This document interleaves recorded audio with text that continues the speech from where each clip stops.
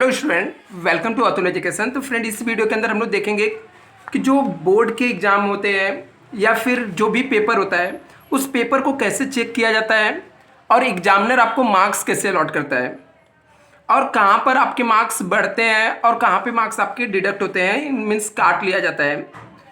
जैसे question number 1 है, इसके अंदर आपको सब क्वेश्चन होते हैं ए बी सी। जैसे मान लेते हैं for example liability of the karta is the joint in the family business is unlimited है, तो ये राइट है। तो इसके अलग से एक मार्क्स से भी पर्टिकुलर क्वेश्चन के 1 मार्क्स यहाँ पे साइड में दे दिया जाएगा आपको। ये राइट है। जो भी क्वेश्चन के आपके आंसर राइट रहेंगे उनके सबके 1 मार्क्स मिलते हैं। यहाँ पर जैसे ट्रू है, फॉल्स है, ये रॉन्ग है, अभी यहाँ पर राइट है। तो इसमें टोटल कितने 4 मार्क्स है, तो सबके सिंगल मार्क्स मिलेंगे। 4 मार्क्स यहाँ पे मिल गए यहाँ पर। तो अभी यहाँ पे फर्स्ट पेज है ना, इस पेज के ऊपर यहाँ पर जो एग्जामिनर आपके मार्क्स देगा वो कैसे देगा। क्वेश्चन नंबर 1 है, 1 के अंदर अभी वहाँ पे और भी मार्क्स के लिए यहाँ पर फिलहाल लिखा नहीं है। जैसे यहाँ पे 2 क्वेश्चन अटेंड किए गए हैं, तो क्वेश्चन नंबर 1 का ए है, तो ए में यहाँ पर ऑलरेडी मार्क्स यहाँ पे दिया रहता है, मतलब जो पेपर रहता है उसके अंदर और भी एक कॉलम रहता है। जैसे क्वेश्चन नंबर 1 के ए में टोटल कितने 5 मार्क्स मिल गए, बी में कितने मिल गए, बी में 4 मार्क्स मिल गए, 4 मार्क्स मिल गए थे यहाँ पे। और सी में, सी को चेक करते हैं हम लोग। जैसे सी वाले क्वेश्चन में मान लेते हैं यहाँ पर आपको सी वाले क्वेश्चन में 3 मार्क्स हैं और डी वाले में आपको, डी वाला जो क्वेश्चन है इसके अंदर आपके टोटल 4 राइट है, ठीक है। तो यहाँ पे 4 मार्क्स है। तो यहाँ पर जो फर्स्ट पेज रहेगा यहाँ पर टोटल क्वेश्चन नंबर 1 में कितने मार्क्स मिल गए, यहाँ पर 5, 4 और 3 था, और कितना था यहाँ पर 5, कितना 4 मार्क्स मिला। तो यहाँ पर 4, तो टोटल कितने मार्क्स यहाँ पर मिल जाएंगे। तो इसका टोटल मारेंगे तो यहाँ पर टोटल इसके मिल जाएंगे 4 4 8 16 मार्क्स मिल गया। तो यहाँ पर ये तो मान लो ऑब्जेक्टिव टाइप्स क्वेश्चन जहाँ पे फुल मार्क्स मिलते हैं। जैसे मान लेते हैं कि क्वेश्चन नंबर 2 है आपका, और 2 के एग्जामिनर ने आपको क्वेश्चन नंबर 2 का टोटल 4 क्वेश्चन आपको लिखने के लिए दिया गया था, 2 मार्क्स के लिए है। इसमें एग्जामिनर ने आपको 1 मार्क्स दे दिया, यहाँ पर 1.5 मार्क्स दिया। मान लो आपने लिखा था प्रॉपर, बट एग्जामिनर को मतलब फुल भी नहीं दिया, और यहाँ पर सिर्फ आपको ये हाफ मार्क्स मिला और यहाँ पे 1.5 मिला। तो अभी एग्जामिनर जब भी यहाँ पर आपके मार्क्स लिखेगा तो क्वेश्चन नंबर 2 के, तो यहाँ पर कितना 1 मार्क्स मिला, यहाँ पर 1.5 मार्क्स है, यहाँ पर सिर्फ हाफ मार्क्स है, और यहाँ पर 1.5 मार्क्स।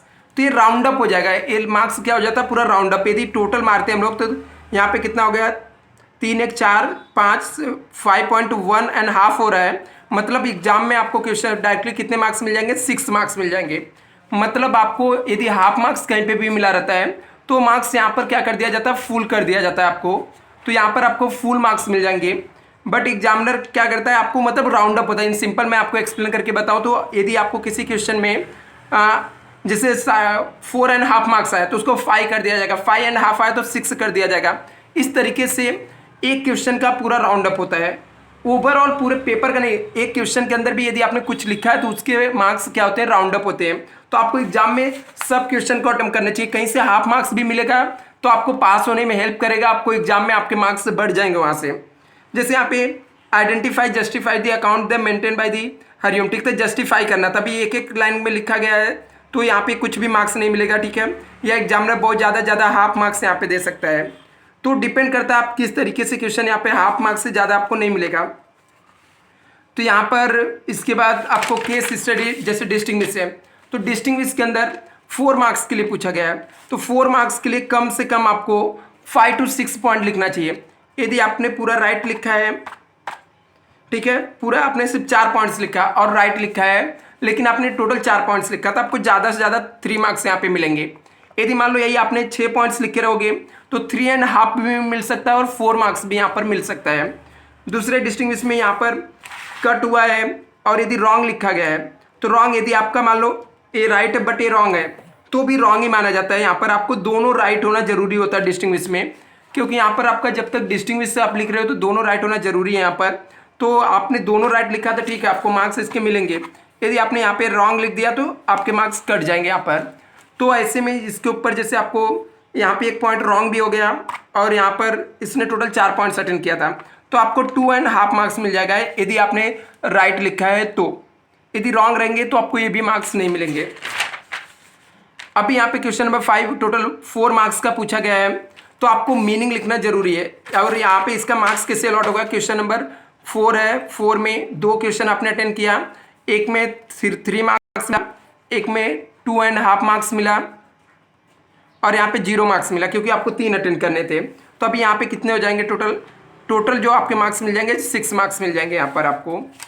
और यदि मैं बात करूँ यहाँ पर तो 4 मार्क्स का क्वेश्चन है, तो आपने मीनिंग लिखा तो आपको मीनिंग का 1 मार्क्स कंसीडर कर लिया जाएगा।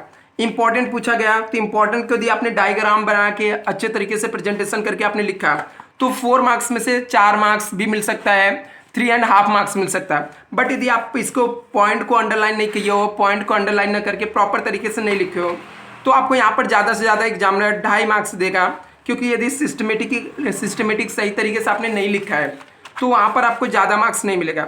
इसके बाद यदि आपने कहीं ब्लैंक छोड़े हो तो एग्जामिनर क्या करता है, उस पर आपको लाइन ड्रॉ कर देता है और फाइनली आपके जो मार्क्स होते हैं यहाँ पर पुट किए जाते हैं। जैसे क्वेश्चन नंबर 1 में आपके 16 मार्क्स मिला है तो यहाँ पर 16 मार्क्स आ जाएगा। क्वेश्चन नंबर 2 में आपको 6 मार्क्स मिला है तो यहाँ पर 6 मार्क्स आ जाएगा। क्वेश्चन नंबर 3 में आपने अटेंड किया है तो वहाँ पर आपको कितना मार्क्स मिला है, क्वेश्चन नंबर 3 में आपको 6 मार्क्स मिला है। क्वेश्चन नंबर 3 में 6 मार्क्स नहीं, क्वेश्चन नंबर 3 में सिर्फ हाफ एंड हाफ मतलब 1 मार्क्स आपको मिला है, तो यहाँ पर 1 मार्क्स ही आएगा। क्वेश्चन नंबर 4 में 6 मार्क्स मिला है। क्वेश्चन नंबर 5 आपने अटेंड किया, सिर्फ वहाँ पे आपको कितने 2.5 मार्क्स था, तो यहाँ पे राउंड अप होकर 3 मार्क्स हो जाएंगे। आपने इसके बाद नेक्स्ट यहाँ पर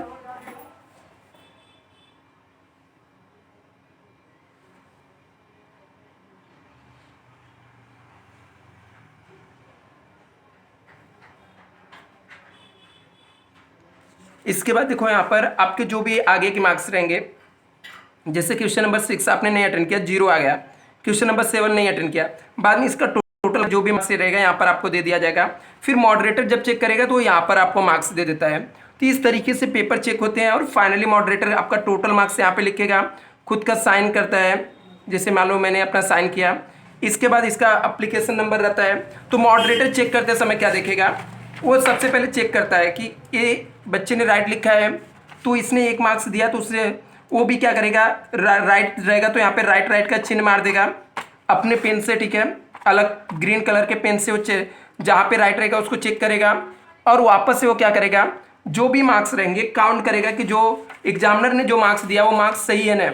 यदि इनकेस कहीं लगता है उसको कि जैसे मान लो यहाँ पर एग्जामिनर को लगता है कि स्टूडेंट ने तो प्रॉपर लिखा था, इसको सिर्फ 1 मार्क्स यहाँ पर नहीं मिलना चाहिए था, यहाँ पे मॉडरेटर को लगता है कि 2 मार्क्स मिलना चाहिए, तो इस मार्क को कैंसिल कर देगा और यहाँ पे 2 मार्क्स दे देगा और जो मार्क्स यहाँ पे बढ़ेगा उसको बढ़ा के 7 मार्क्स कर देगा और आकर वो अपने बाजू में यहाँ पर आपके पेपर में यहाँ पर जहाँ पे 6 है वहाँ पे 7 मार्क्स दे देगा। इसमें सेम था तो सेम मार्क्स दे देगा, ऐसे यहाँ पर सेम है तो सेम दे देगा, जो मार्क्स बढ़ेगा वो बढ़ा देगा और जो नहीं बढ़ेगा सेम दे देगा। तो फाइनली जो मॉडरेटर का मार्क्स रहता है वो मार्क्स आपको काउंट किया जाता है। Thank you so much friend.